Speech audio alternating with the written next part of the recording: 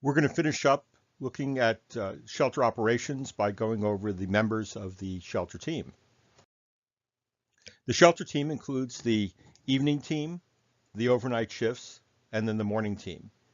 Evening team includes both the evening team leader and the volunteers. There will be 4 volunteers, one of whom can be dedicated to distributing bedding.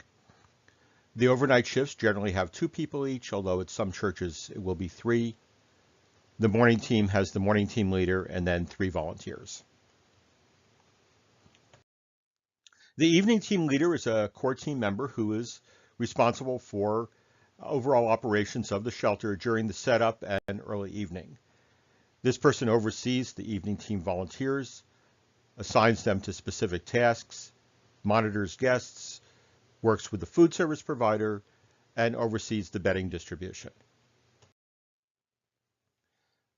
The evening team leader will set up the shelter prior to arrival of guests with the nightly volunteers and perhaps guest helpers, lay out the mattress pads until the capacity of the room is met. It's important to ensure adequate space for guests to walk. If possible, or if the host facility requires, we'll need separate areas for male and female guests. We'll need an area for dogs, and the smoking area should be designated. It's important to ensure that there's a large path left open to all the exits and entrances and also to the restrooms. Before guests arrive, the evening team leader will communicate with the shelter operations manager and get the numbers on the number of guests who've registered, the number of single women, the number of couples, and the number of dogs. When the first bus arrives, the evening team leader will organize the movement of guests from the bus into the shelter, greet guests, orient them to the facility if needed, particularly at a new facility, that is where the sleeping area is, where the bathrooms are, help them to locate their bedding and direct them to the sleeping areas. And although guests may choose their own cot or mattress pad, be available to help direct if needed. The evening team leader will help to monitor guests walking around the shelter and communicating with guests. That includes not just the main area, but the smoking area, the dog area, restrooms, and any restricted spaces. It's important just to watch for any problems and try to deal with them before they become big problems, referring any issues up to the shelter operations manager if needed. Upon arrival of the first overnight crew, the evening team leader will communicate with them regarding facility-specific information, known guest issues, etc. You can release the nightly volunteers when they're no longer needed and pass the shelter phone on to the first overnight crew. Before leaving for the evening, please complete the evening portion of the shelter log.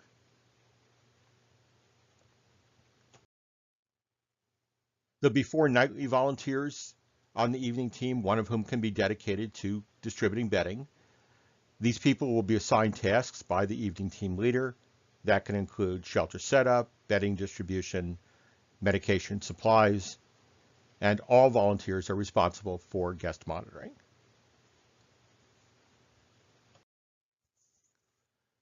Again, the overnight shifts have 2 volunteers per shift, although some weeks there will be 3.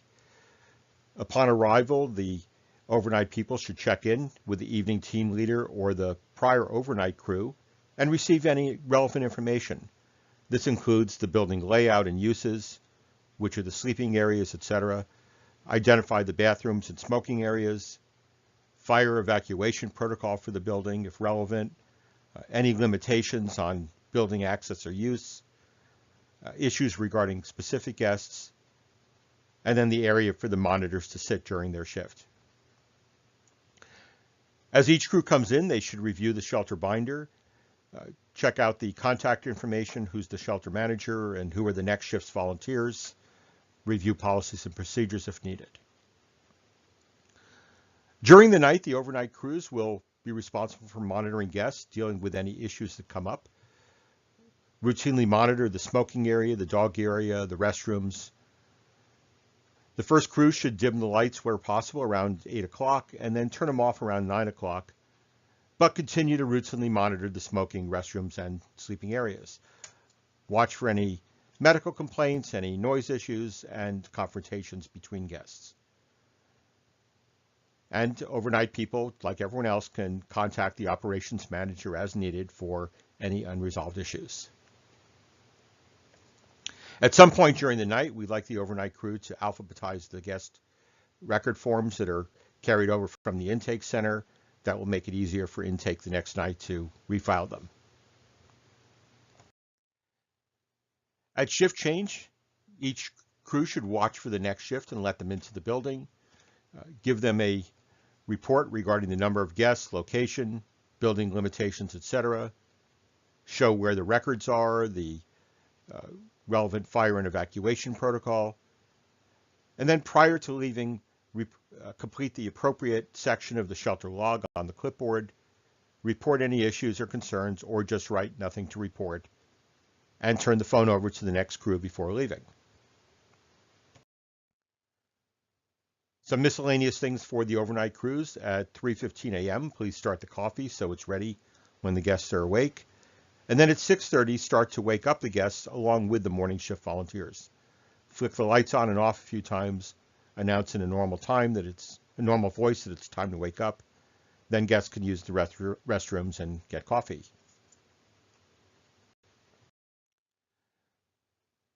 The morning team is coming in later that day after the third overnight shift. The morning team leader is a core team member and is responsible for overall operations during the morning hours. This includes overseeing the morning team volunteers and assigning them to specific tasks, monitoring guests, overseeing the return of guest belongings, coordinating morning transportation, and overseeing the cleaning up of the shelter. The morning team leader, upon arrival, should check in with the last overnight shift and receive any relevant information. Then, if time and facility allows, arrange belonging bags in groups, say of 1 to 10, 11 to 20, etc., to facilitate early return.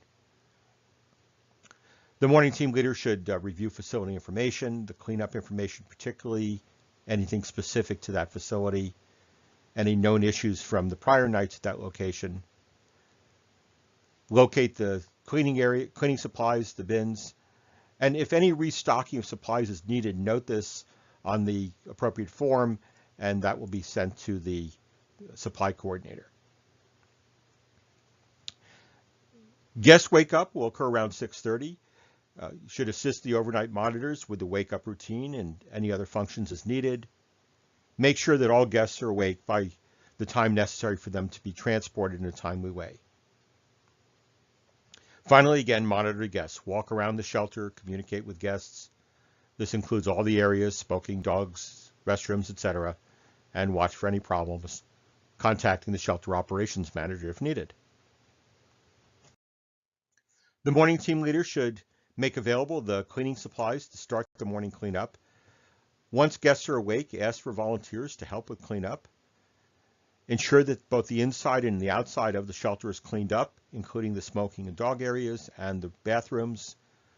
Sanitize the kitchen and bathrooms, wipe down the bedding mats, mop the kitchen and sleeping areas as needed, clear tents of any personal items or debris if they were used, pick up around the smoking and pet areas, and return supplies to the supply bin.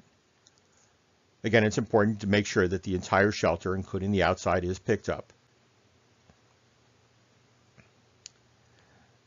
Guest transportation will start around 7 a.m., so you want to have the guests ready to go by then and return the guest belongings. On weekends, we'll be using the small bus. On weekdays, we'll have the large bus, which should be able to transport guests at either 1 or 2 trips.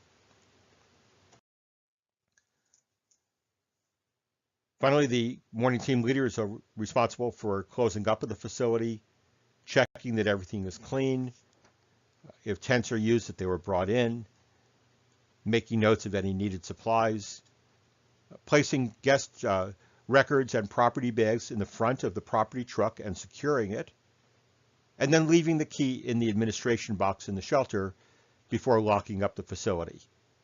If required, the key to the shelter may have to be left in a prearranged place. That will depend on each location. Last thing is, before leaving the shelter, make sure that you complete the morning portion of the shelter log, either reporting problems or just writing nothing to report. Last, the morning volunteers.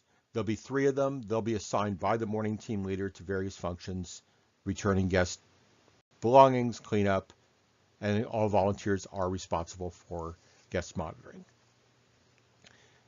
In the next video, we're going to go into more specifics on the procedures.